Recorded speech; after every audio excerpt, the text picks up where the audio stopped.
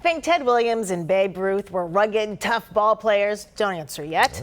First, go back a century before then and to the days when baseball was truly a bruising game. And while you're back there, take a look around because there's a lot more we're seeing. To experience daily life circa 1886, you could hop into a time-traveling DeLorean.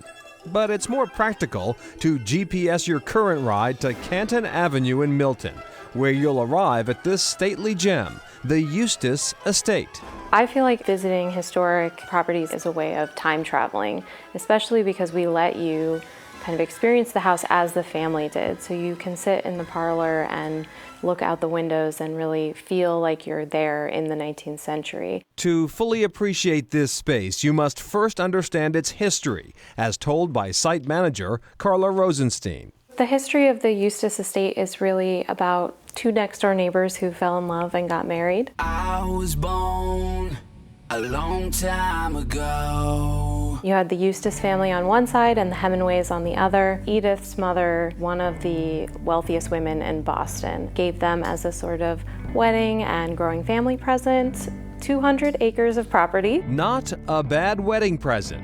On that land, they built this magnificent estate designed by William Ralph Emerson. This house was built in 1878. They used local Boston and New England craftsmen for almost all of the work. It's a really incredible opportunity to see some of the best work of that period here. Now owned and operated by Historic New England, that craftsmanship is on full display throughout the house. So we envisioned this as a very different visitor experience from the typical historic house museum. We have created an interactive app. There are videos and audio files, there are pictures where they can zoom in, there's information about the family, old photographs, there's a wealth of information.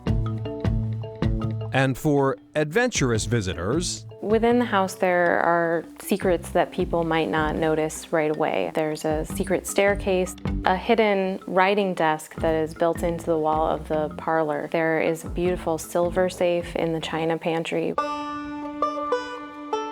And on this day, just steps away from the main house, you'll find this Field of Dreams, where spectators are witnessing firsthand the early days of America's pastime.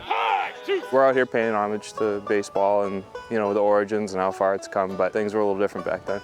Long before Big Papi and Company broke the curse of the Bambino, the Boston Bean Eaters were winning multiple championships. Though the team left and eventually became the Atlanta Braves, the diehards behind Boston Bean Eater vintage baseball keep the team's memory alive and well. People will come out, they'll bring a blanket, they'll bring their families and just hang out and have a good time. So why would 18 men and women decide to dress up in old uniforms and play 1886 rules baseball? Nobody wakes up in the morning and says, hey, I want to play 19th century baseball.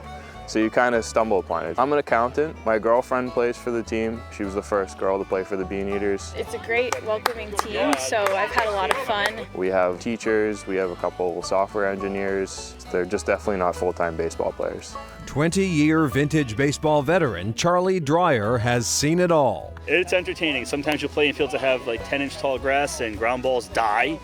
And there are fields where you hit the ball into the water and it's a home run, so it's fun. Another thing you'll appreciate.